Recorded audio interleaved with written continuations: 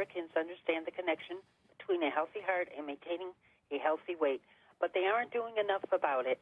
Joining us to discuss heart health is Cleveland Clinic cardiologist Dr. Leonardo Rodriguez.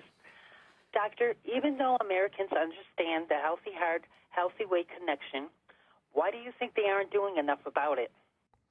Thank you for having me here. Well, I think, first of all, it's a difficult problem. No? If everybody had an easy answer, everybody would be very lean and fit. So we have to recognize that obesity is a difficult problem to tackle. Secondly, there is a lack of connection in the patient minds between a direct link between obesity and heart disease, which exists. And I think increasing our education effort with the patient, I think, will be able to incentivize them to lose weight. Doctor, in your own opinion, why do we have an obesity epidemic in America? This is a problem that has been going on for many years, and now I think around 40% of the population is either overweight or obese, and it's probably multifactorial.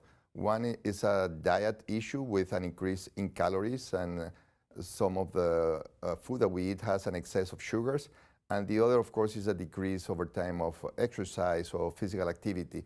And both are combined to, obviously, to have a steady increase in the mean weight of the population in the country.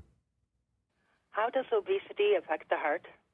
Obesity affects the heart in directly and indirectly. Directly, the fat tissue produces chemicals that are inflammatory and toxic to the heart, and indirectly through hypertension, diabetes, insulin resistance, and sleep apnea. All these combine forces to affect the heart in a very big way in patients that are obese. Doctor, how important is it that doctors and patients discuss nutrition and weight when it comes to heart health?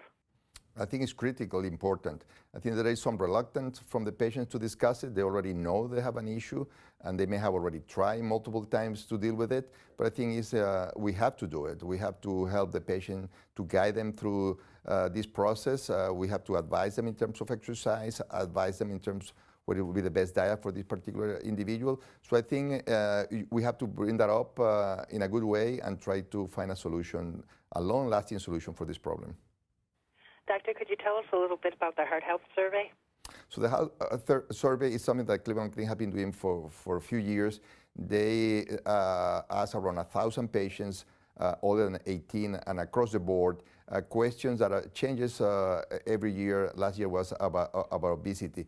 If you have more information, you can go to the clevelandclinic.org/loveyourheart, and they will, again, complete information about the survey and the findings across this important issue.